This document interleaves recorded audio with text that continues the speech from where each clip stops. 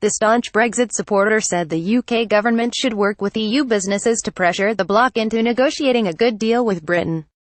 Mr. Farage said, "I have been arguing for a year now that we should be lobbying European companies.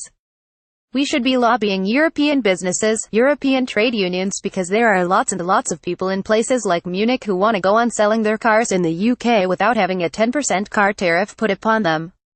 GETTYLBCNigel Farage said businesses can put pressure on the EU to deliver a Brexit deal. "I don't see any evidence that the government has done that.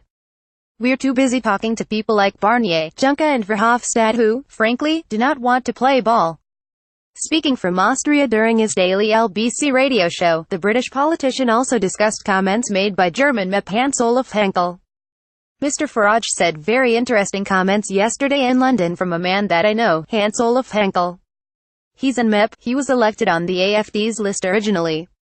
He's not with them anymore. He's a former head of the Federation of German Industries, that's their equivalent of the CBI.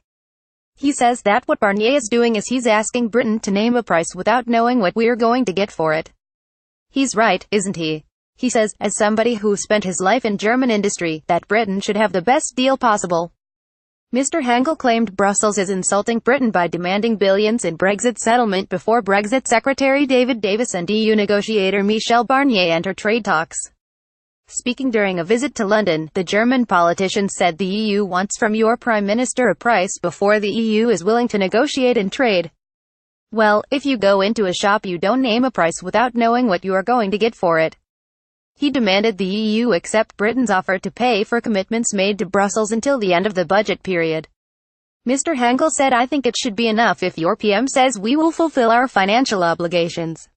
If a French commissioner doesn't accept it, I think it's insulting an entire nation."